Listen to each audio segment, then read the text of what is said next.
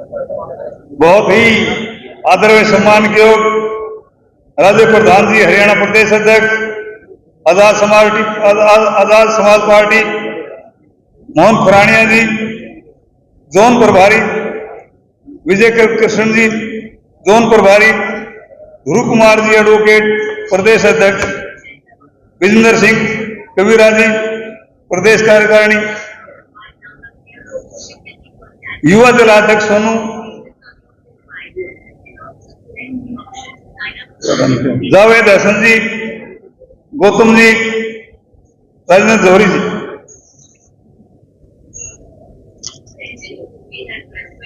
बहुत ही सम्मान के योग ग्रामीण प्रधान जी, हरियाणा प्रदेश अध्यक्ष का फरीदाबाद पधारने पर मैं हृदय की गहराइयों से स्वागत करता हूं, अभिनंदन करता हूं, वंदन करता हूं। मेरे सामने बैठे हुए बहुत ही सम्मानित साथियों, आज बड़ा ऐतिहासिक दिन है। भाई अपना चंद्रशेखर आजाद जी यहां पधार रहे हैं।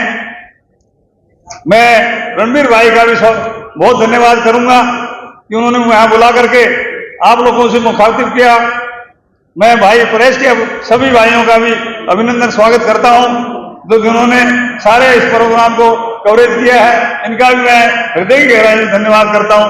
भाइयों, समय आ गया है, जागने का समय है, जागने की जरूरत पड़ेगी, क्योंकि बाबा साहब के बनाए हुए संविधान को इधर उधर किया जा रहा है। अगर ऐसा हुआ तो ये समाज का सत्यानाश करके छोड़ेंगे। अब सब जागने का काम करेंगे तो ये काम बच पाएगा। जो बाबा साहब ने बड़ी मेहनत के साथ ऐसा काम किया था, उसको बताने का काम करेंगे। ये मेरी अब से सभी भाइयों से प्रार्थना है, सब मिलकर काम करेंगे। एक बात मैं आपको जरूर कहूंगा, बाबा साहब ने कहा था, सम्मान स्वाभिमान को मत छोड़ना, यह सबसे बड़ी ताकत है। मैंने देखा है, अपने फायदे के लिए स्वाभिमान को जिंदा नहीं रखते हैं, स्वाभिमान को दांव पर लगा करके आगे बढ़ने का काम करते हैं। तो मेरी तो आपसे प्रार्थना है, जहां स्वाभिमान नहीं रहा तो सब कुछ खत्म हो जाता है। स्वाभिमान को जिंदा रखें और समाज को आगे बढ़ाने का काम करें। मैं फिर दोबारा से भाई रणबीर सिंह का धन्यवाद करूंगा। उन्होंने मुझे यहां बुला करके आपके सामने मेरा बड़ा स्वागत किया है। मैं उनका दिल से धन्यवाद करता हूं और आए हुए सभी भाइयों का भी मैं धन्यवाद करूंगा।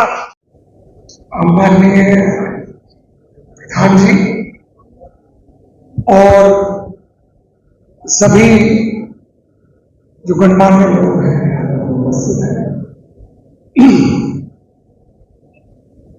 मैं एक बात कहना चाहता हूं। देखिए,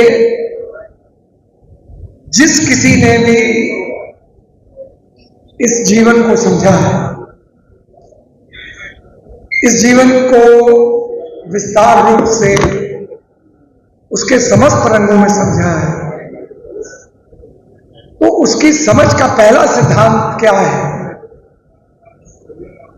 उसकी समझ का पहला सिद्धांत यह है कि जो हम सबके अंदर जो जान छुपी हुई है वो एक जैसी है।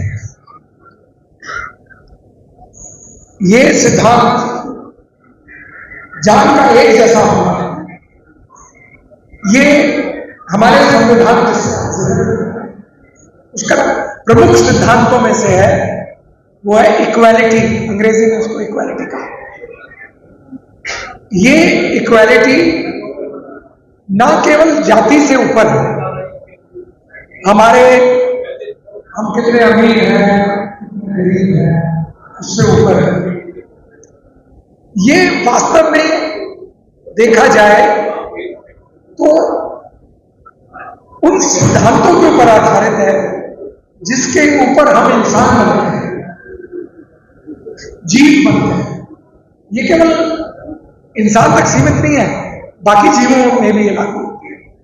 ये जरूर हो सकता है कि बुद्धि में कोई ज्यादा तेज हो सकता है, कोई कम हो सकता है, लेकिन दुनिया में आप कहीं चले जाइए, दुनिया में कोई बुद्धिमान हो चाहे कम बुद्धिमान हो, वो ये नहीं कहेगा कि धोखा मुझे अच्छा लगता है।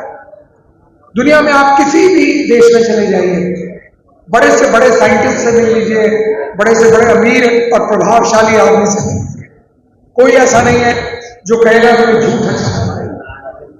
क्योंकि जो बाबा साहब अम्बेडकर जी, ये उन लोगों में से थे जो इन सिद्धांतों की गहराई को जानते हैं।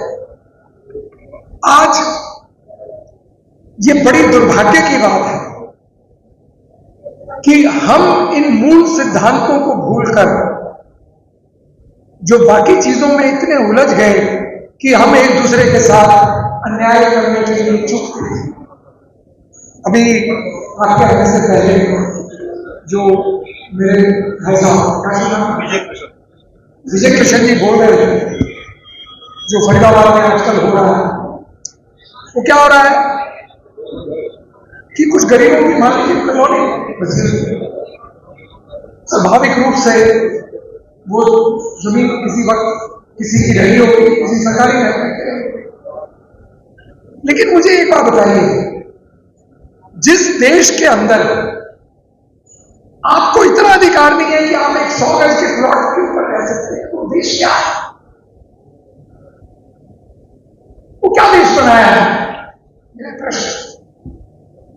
देखिए, इसका मतलब यह है कि हमारे सारे चाल चलन में, हमारे तरीकों में और जो हम कर रहे हैं उसमें बहुत हमारी सोच में बड़ी भारी कमी है। ये किसी व्यक्ति विशेष या किसी पार्टी के ऊपर नहीं मैं कह रहा। अगर कोई पार्टी ये नहीं समझ रही या कोई प्रशासन ये नहीं समझ रहा कि इंसान की, गरीब आदमी की क्या आधारभूत जरूरत है, इन्होंने जो शब्द इस्तेमाल किया रोटी कपड़ा मकान है, क्या हमें वो आधारभूत अधिकार नहीं है? केवल क्या हम गरीब हैं सिर्फ इसीलिए हमें उजाड़ दिया जाएगा? ये सर्वथा गलत है, हर प्रकार से। मैं अभी किसी कोर्ट में मैं बैठा हुआ था, मैं किसी वकील से मैं बात कर रहा था, मैंने कहा आपने इनका केस किया, सुनने वाली बात है, ध्यान से सुनिए, आपने इनका केस क्यों नहीं लड़ा? आप कोर्ट में जाके आपने ये क्यों नहीं कहा कि जी अगर आपने उठाना भी है तो कल कोई दूसरी जगह दो, फिर उठाओ।